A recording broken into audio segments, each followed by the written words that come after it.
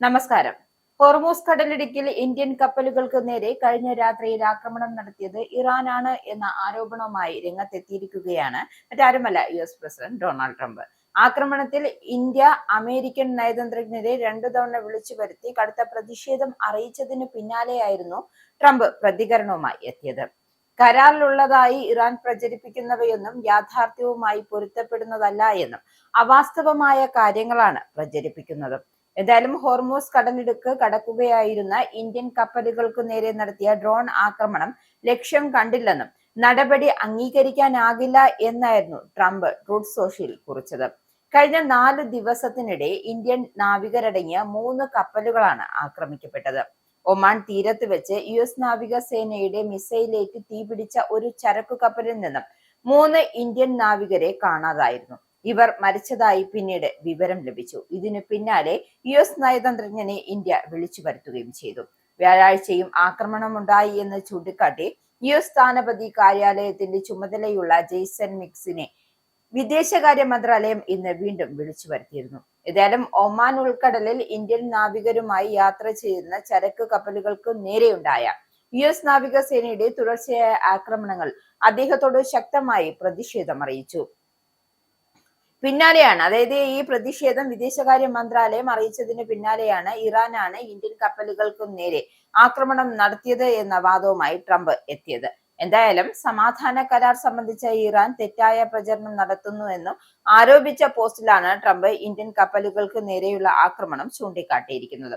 രേഖാമൂലം അംഗീകരിച്ച നിബന്ധനകളുമായി യാതൊരു ബന്ധമില്ലാത്ത കാര്യങ്ങളാണ് വ്യാജ വാർത്തകളായി പുറത്തു വരുന്നത് എന്നാണ് ഇറാനിയൻ മാധ്യമങ്ങളെ വിമർശിച്ചുകൊണ്ട് ട്രംപ് ട്രൂത്ത് സോഷ്യൽ കുറിച്ചത്.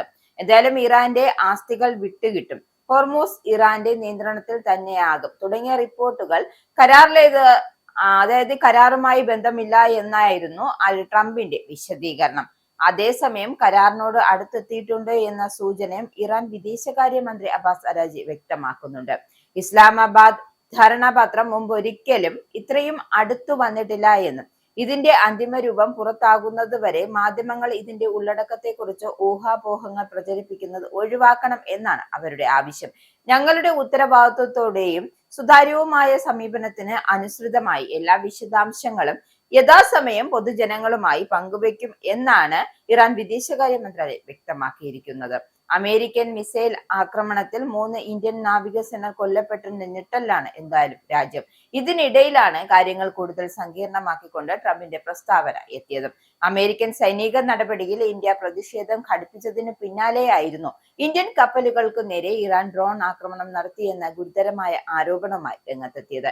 എന്തായാലും യുദ്ധവും വാദപ്രതിവാദങ്ങളും സമുദ്രപാതയിലെ അരക്ഷിതാവസ്ഥയും ചേർന്ന് ലോകത്തെ ഏറ്റവും തിരക്കേറിയ ഈ ചരക്കുനീക്ക കേന്ദ്രത്തെ ഒരു യഥാർത്ഥ യുദ്ധക്കളമാക്കിയിരിക്കുകയാണ് അക്ഷരാർത്ഥത്തിൽ. ട്രൂത്ത് സോഷ്യൽ പ്ലാറ്റ്ഫോമിലൂടെയായിരുന്നു ട്രംപ് ഇറാനെതിരെ രൂക്ഷമായ ഭാഷയിൽ വിമർശനം ഉന്നയിച്ചത്.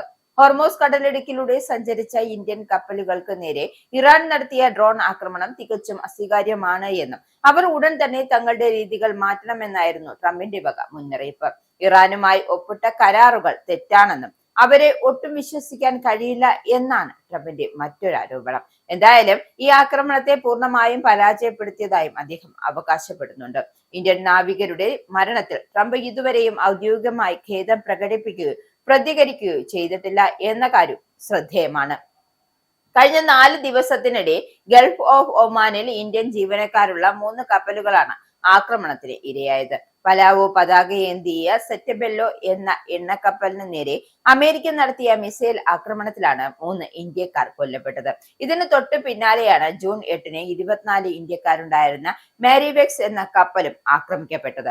അവസാനമായി വ്യാഴാഴ്ച 20 ഇന്ത്യൻ ജീവനക്കാരുണ്ടായിരുന്ന ജൽവീർ എന്ന കപ്പലിന് നേരെയും ആക്രമണമുണ്ടായി. ഒരു വശത്ത് ഇന്ത്യൻ നാവികരുടെ ജീവൻ നഷ്ടപ്പെടുകയും മറുവശത്ത് അമേരിക്കയും ഇറാനും പരസ്പരം പഴിചാരുകയും ചെയ്യുന്നു. എന്നാൽ ട്രംപ് പറയുന്നത് പോലെ ഇന്ത്യൻ കപ്പലുകൾക്ക് നേരെ ഇറാൻ ആക്രമണം നടത്തിയതായി സ്ഥിരീകരിക്കാൻ ഷിപ്പിംഗ് മന്ത്രാലയമോ ട്രാക്ടറുകളോ അല്ലെങ്കിൽ അവരുള്ള ട്രാക്കുകളോ ഒന്നും തയ്യാറായിട്ടില്ല എന്നത് സംഭവത്തിൽ ശ്രദ്ധേയമായി ഈ സംഭവത്തിന്റെ ഗൗരവം കൂടുതൽ വർദ്ധിപ്പിക്കുന്ന ഒരു കാര്യമാണ്. എന്തായാലും ഈ സംഭവത്തിൽ കൃത്യമായ ഒരു വ്യക്തത ഇതുവരെയും വന്നിട്ടില്ല.